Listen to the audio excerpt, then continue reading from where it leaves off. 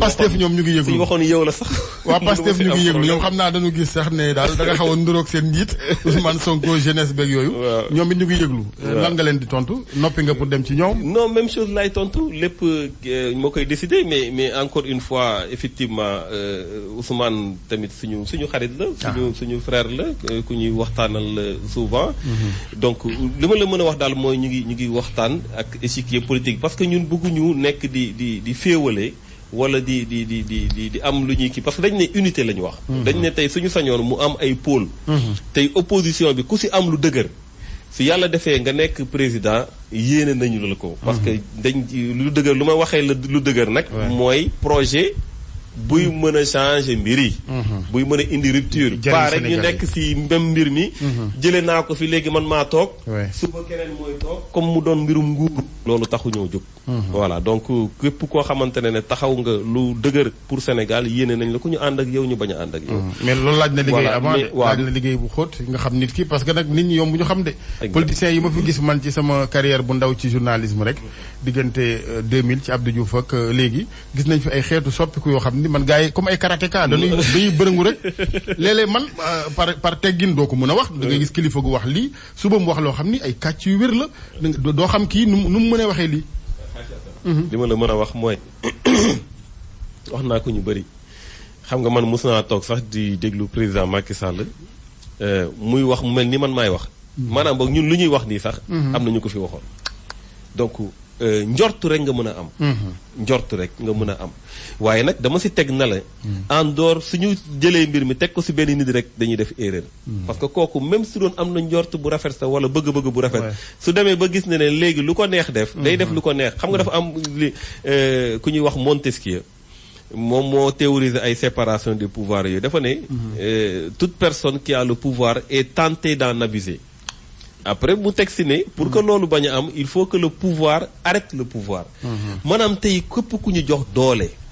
di nga dem benn moment nga commencé xoggaliku.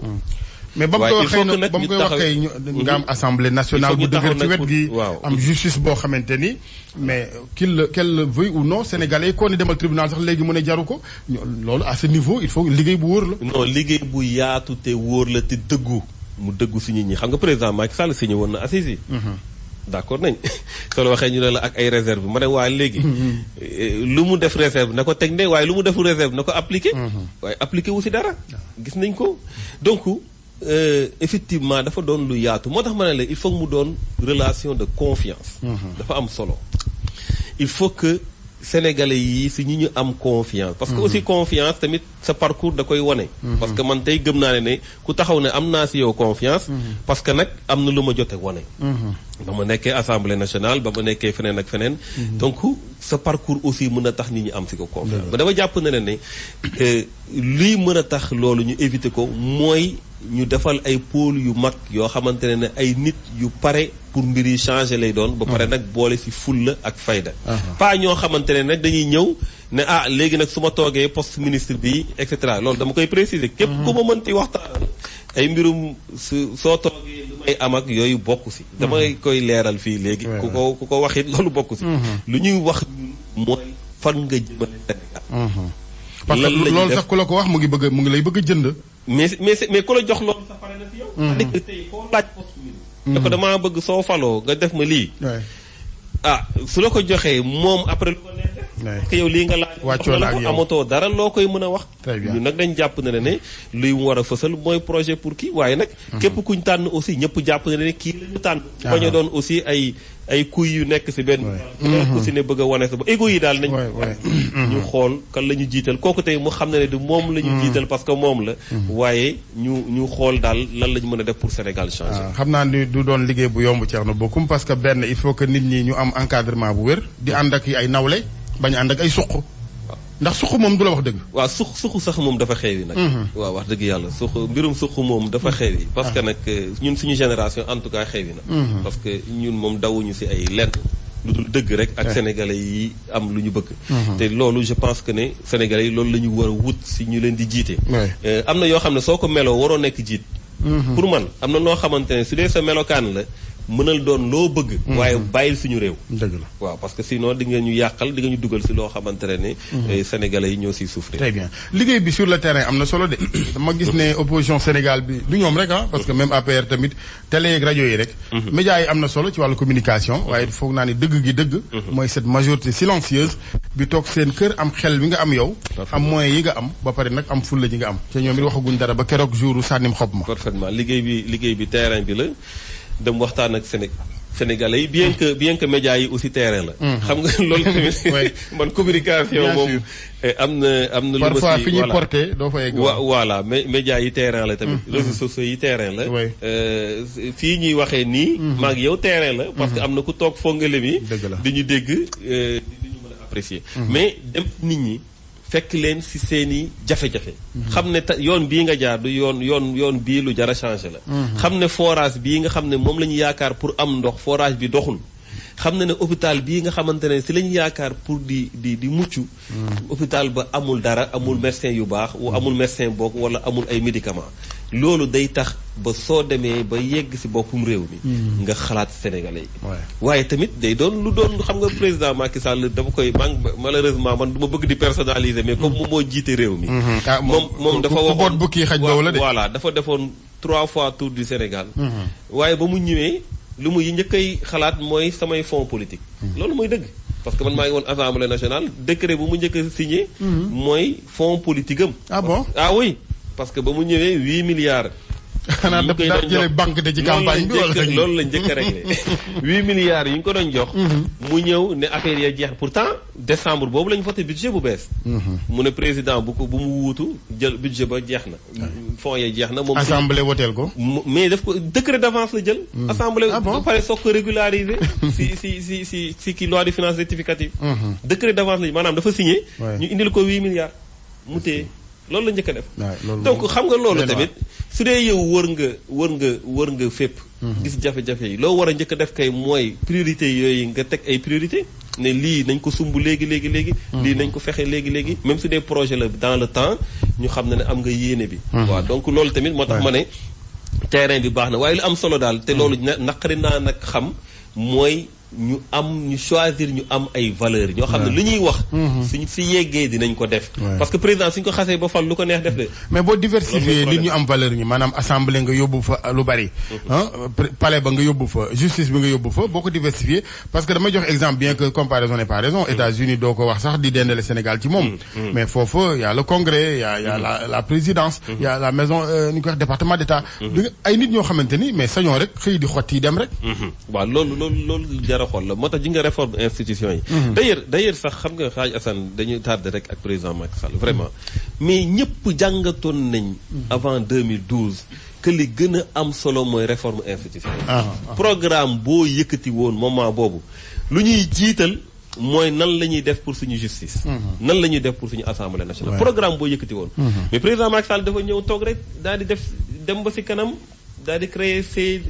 nu mu tudd sax commission nationale de réforme des institutions. CNRI boobu CNRI ba defal ko document bu yaatu bu baax macha allah parce que loolu aussi ñun dem nañ ba foofu ba xool liggéey bu ñu def mu liggéey bu rafet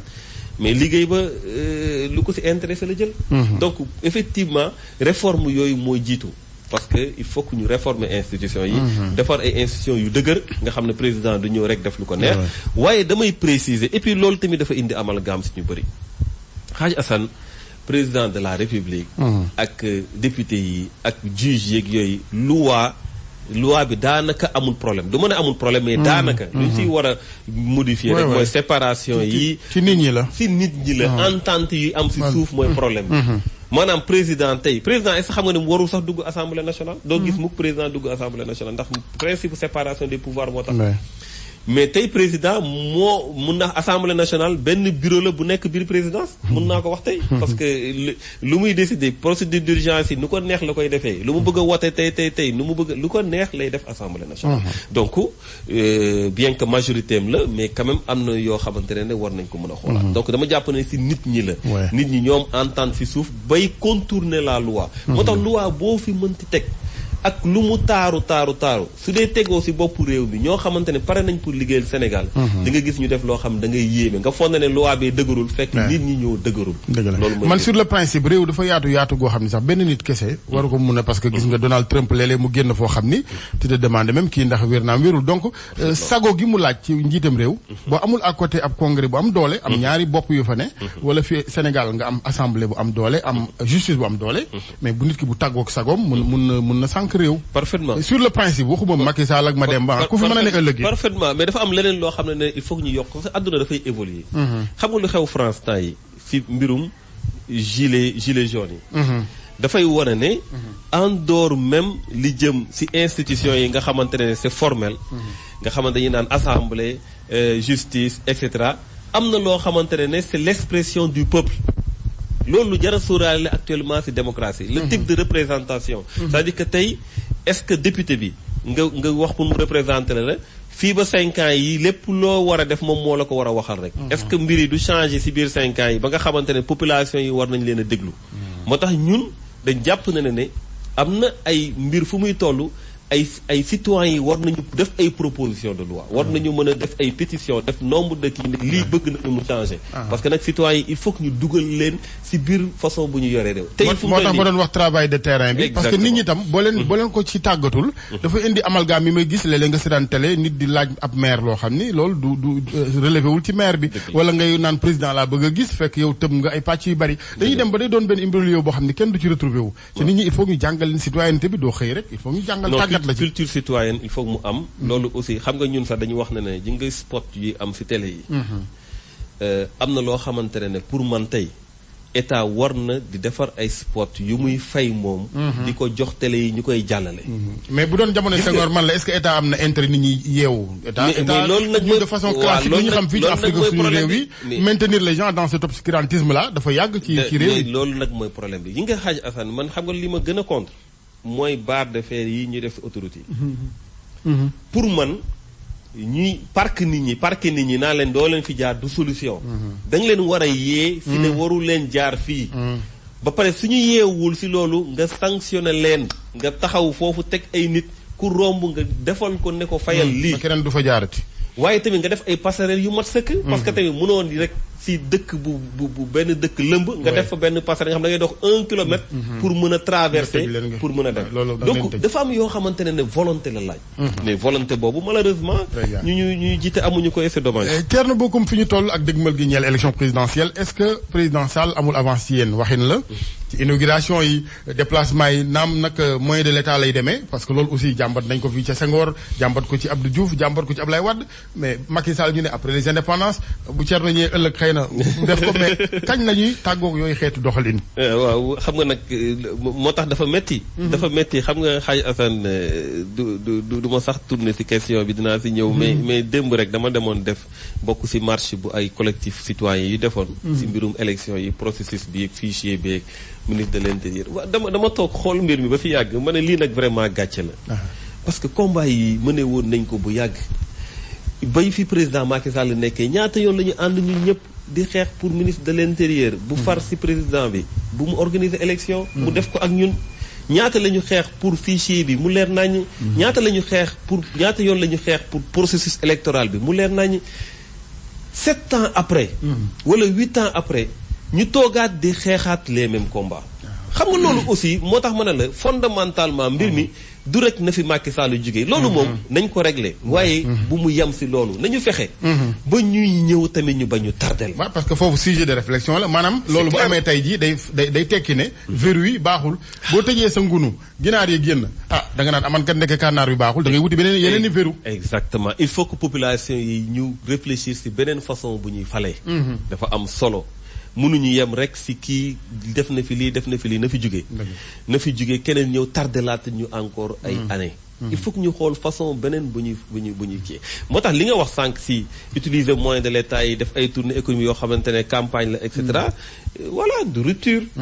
mais jàpp ma ne est-ce que du loolu moo tax mu jàpp ne yéen dem ngeen ardo moom ci fan yi rek def na ci sorti waaw gars yi dem nañu ardo waaw jóge si làmb ji di bàkku nag moo gën dem si làmb ji di bàkku xam nga fu mu toll nii wax naa la sànq ne la man li ma gëm te loolu du politique moo tax ma wax ko du lu ma nekk opposition ma wax ko gëm naa ne dafa majoritaire minoritaire dafa minoritaire waa après dinañ ma toll c'est pas un acte manqué j'espère waaw ma ne mbaadu bu fi Freud toogoon du la ni acte manqué nga gëm ni dafa majoritaire non c'est les complètement parce que dama nekk si kaaw opposition bi et je dis tout le temps que opposition bi dafa majoritaire donc gëm nañ ne opposition bi dafa am majorité mais majorité bu ñu war a inciter à aller voter la maanaam bokk ñun waruñu rek croiser les bras ne moom xam nga une minorité peut être une majorité si des minorités bi est rassemblée ñu pousser leen à aller voter et la majorité ñu croiser les bras donc ñun il faut que taux d'abstention bi ñu fexe ba mu wàññeeku lool. est-ce que yéen a ngi ci liggéey est-ce que yéen a ngi ci liggéey parce que depuis nga désisté ci kii bi yaa ngi prôné loolu. est-ce que yaa ngi ci liggéey gars yi depuis ma désisté man kay soo xoolee sama bët yi xam ne nelawuma depuis ma désisté maa ngi wax ak ñëpp. maa ngi waxtaan ak nit ñi fii su ma paree si yow léegi am naa yeneen rendez-vous yu bay dem. waaye nag dañuy tirer leçon si passé bi parce que dajale nit ñi. ne nañu wut kenn nag yooyu dafa xew yi parce que toujours dernière minute kii jaar nii kii jaar na le xam nga dama ne nit aussi da ngay tirer ay leçon nañu xool ñu war a ànd ñu ànd parce que wax naa ko ne naa man du ma FIFA du ma defar ay poule na ñii dem leen dugg fii kii dem leen dugg fee ngeen kii mais am naa vraiment relation ak nit ñi yàlla def na loolu si échiquier politique bi mën a waxtaan ak nit ñi pour que loolu ñu mën ko parce que suñu de tey même su dee am na ñoo xam jàpp nañ ne ñoom il faut que ñu dem ñoom rek et cetera su dee am na pôle bu am doole bu fës wala ñaar yu am doole yu fës mais Sénégal yi dinañ ne ah yoon baa ngi nii parce que mais Sénégalais yi wax le contraire nag bu leen leen fàtte ñi gis ay inauguration ak liggéey bu président Sall ñi jaar Touba fii def ko 2 heures ñëwaat ñu bari gis nga ci internet gi yow defe naa ne ko bëgg internet nga ci wax noonu mais dañuy rafetlu ilaa Touba bi léegi nag gars yi système bi ñu am yéen opposants yi bu yóbboo ngeen saani ma xeer bu gars yi ne ah liggéey nañu ne waa léegi à quel coût léegi bàyyi nañ liggéey ba xam nañ ne lu ay gëddi tegu la ñu ne milliards yi dem finalement du liggéey bu yomb de pour convaincre les Sénégalais parce que président Sall bi mu ñëwee ba léegi tëddul di nelaw autoroute baa ngi woon jam ñaajo dem na Sindia léegi ma nga Touba arena baa ngi fi donte il y a beaucoup de choses à redire xëy na ci par rapport à toutes ces réalisations mais il y a le TER également bu nga xam ne léegi nga gis saxaar si commencé daw foofu loo ciy wax waaw xam nga nag à quel coup bi mbéy mënu ma ko bañ a wax waaye nag du ma yem rek si à quel coup damay dem plus loin xam nga état dama ko yàgg di wax loolu yàgg naa ko wax trop sax ba ma nekkee assemblée nationale surtout dama leen doon wax ne leen budget yii ñu leen di voté c'est vrai que budget prévision la mais budget yii ñu leen di voté koppar la bi ngeen di prévoir di am si at mi yii jugee si li ngeen di lepp yii jugee si li ñu leen di may yii jugee si suñuy ressources et cetera impôts yi taxes yi et cetera loolu koppar la xam nga xaaj asartère su ma ñëwoon fii rek génne 10 millions teg ko sa kaw table bi waaye 10 millions boobu di nga ko dépensé mënoo ko jël rek lekk ko noonu directement di nga si jën suñu ne ana 10 millions yi di nga ne ah def nañ fi lii def nañ fi lii def nañ fi lii li ma bëgg a wax foofu mooy suñ la voté les budgets da ngay yor koppar boo xam ne askan bi ñoo ko moom defar tali warulaa jomb defar autoroute wala defar hôpital wala defar leneen warulaa jafe parce que dañ du loo luxus dañ la kaa jox te li tax nga am ko nag mooy sénégalais yi dañoo fay ay impôts mooy sénégalais yi dañoo ibbi ay entreprise di fay mooy sa démocratie am na wala paix am na si réew mi ba nit ñi mën nañ laa lebal mooy nit ñi gis nañ ne seen coopération war nañ la jox loolu yëpp Sénégal nu mu mel moo tax nga am ko loolu soo ko amee mais c'est pas aussi évident gis nañ ñu ko ñu mu waroon ñu falu ba folleeku. waaw te defuñu ko. waaw loolu nag gisuma ko nag parce que nag président Wade bi fi nekkoon. non je parlais pas de Wade kon j'allais dire Wade nga dégg. waaw am na fi ay maire ay ñoo xamante ne ay njiiti gox-goxaan lañu. waaw nekk nañ non mairie teen sax duñ ko fa gas. waaw mais mairie nag moom loo leen wax tooñ leen mairie moom. non mais xam nga xam naa fi nga waxee. sur le principe quand même de fal nit. mu falu ba dem yoonam ak i mbokkam détournement d'objectif sax di am gis nañ ko yàgg na gis Sénégal. waaw loolu dëgg la mais loolu moom dëgg la dinaa la ko reconnaître mais dama lay wax am na maire yoo xam ne suñu amoon yenn moyens yi gëm naa ne seen localité dina changer. mais li ma bëgg a wax foofu mooy am nañu ressources yi. mais xam nga fa la ñuy xaar président Hadj Assane. fu ñu koy xaaj mooy lu ñuy tuddee ay réformes structurelles mooy ndóol bi de metti na loolu tar na. nan la ñuy def pour que ndóol mi wàññeeku pas ñuy jox nit ñi xaalis de. waaye ñu fexe ba ñu nekk ci biir kër yi ñu am liggéey buy war a mën a tax ñu suturaal seen bopp. pas ñuy dem di tàllal loxo. mais foofu jox nañ la ay chiffres ah. ils ont sorti des centaines de milliers d'emplois yu ñu créé bi faloog léegi.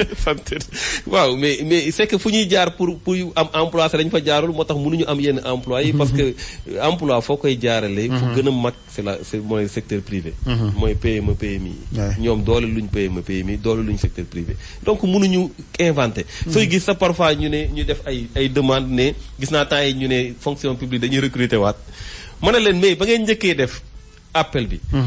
da ngeen a jot ay demande yoo xamante ne fii ak 100 ans mën ngeen di recruter waaye dama leen jël ci CV yooyu moo gën ngeen di defaat ay appel pour wane ne yéen da ngeen di recruter xam nga pour dire que parfois politique bi moo ci bëri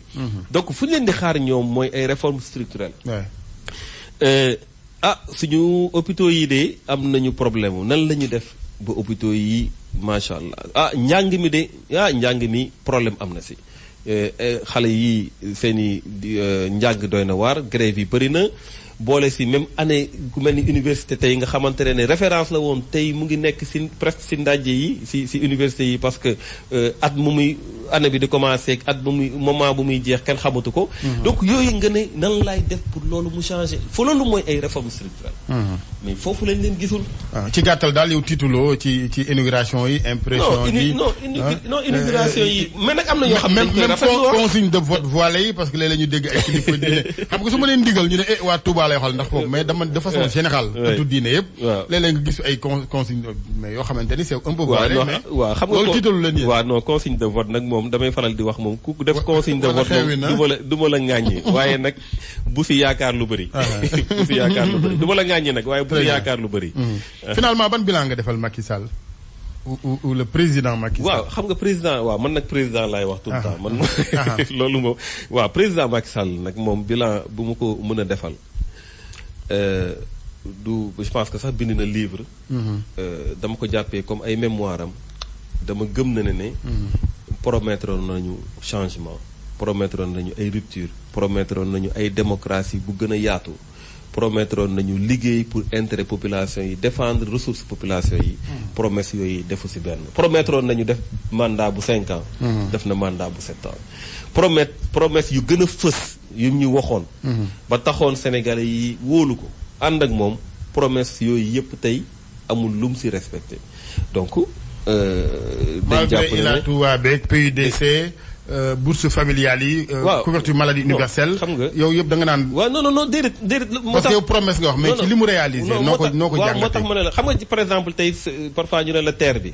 mais terre bi bokkul woon ci promesse yi. tey soo demee yoonu yokkute programme yoonu yokkute doo fa fekk terre. maanaam boog pilotage à vue la da ngay dem ba ci biir nga ne xaaral ma def lii nga xamante ni dina fës loolu bañ ne kii macha allah parce que impressionné population yi moo xew yi. gis nga dictateur yu mag yi. noonu lañ doon def ay affaire yu ngand lañ doon def yu rëy ñu naan kii de lii moom kenn mësu ko woon def et cetera mais du loolu la population yi soxla li population yi gën a soxla mooy réforme structurelle yu ma la wax maanaam tey nga dem leb fii leb fële et cetera teg ko ci ndoddu askan bi te yow liggéeyoo luy tax nga fay ko c'est un problème xam nga damay faral di wax ne njaboot gi ne war ngaa tiit ci sa borom kër buy leb te liggéeyul parce que su fi jógee rek. nga am problème. bàyyi la passif ba. lépp la lay bàyyi. donc loolu c'est un problème et je pense que ne loolu lu jar rek. ci gàttal daal yow gis nga ni président Macky Sall mën na dem mais xëy na yéen fa ngeen koy jaarale caabi ji ngay wërandoog sa gars yi daal opposition bi. waaw man daal jàpp naa ne moom le fait que mu minoritaire moom lu leer la léegi nag. dañuy wax Sénégal li koy gën a leeral kay mooy ngeen yóbbu ko saako yi mais tant que yóbbu leen ko saako yi d'accord man du ma ne leer na mais nañu mobiliser ñun suñu force nañu fexe ba population yi ñu génne wote le 24 février incha allah en tout cas ñu bari dañu leen di ñaan yéen ñëpp acteurs politiques yi rawatina jàmm am ak lu mën a xew nag parce que aussi bala nga ni naam ne fa réew moo fekk ab doom na ko Idrissa Seck daa waxee doo ko mën a jiite bu fekkee da ngay xëccub réew di nga fa fekk dara conseil constitutionnel jël na société civile bi pour ci wàññi gi déjà parce que problème de confiance mooy indi conflit électoraux yi ci Afrique loolu xëy na c'est un pas wala yow da nga naan rek des na waaw du indi ak tan ci mbir waaw non loolu parce que ñu bari dañ naan non dañ bëgg a invalider sama candidature mais bu fa société civile teewee ñu wàññi xool parrainage yi mënoo nag conseil constitutionnel mënul rek di jël di sànni ca wet ga. waaw loolu moom wóoruma mais li ma la mën a wax mooy problème bi nekkul foofu. xam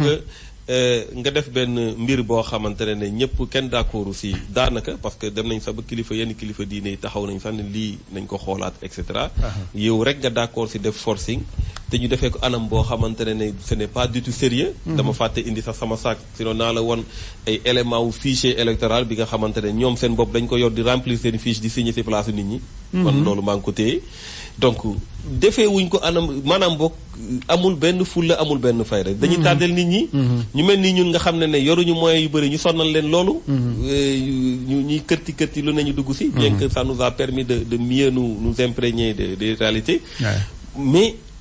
loolu mooy le véritable problème bu ñu indil ay société civile problème bi mooy problème parrainage bi. bu ñu imposer population yi. ak defee ko façon boo xamante ba tey jii nii kenn mënul xam exactement nan lay demee.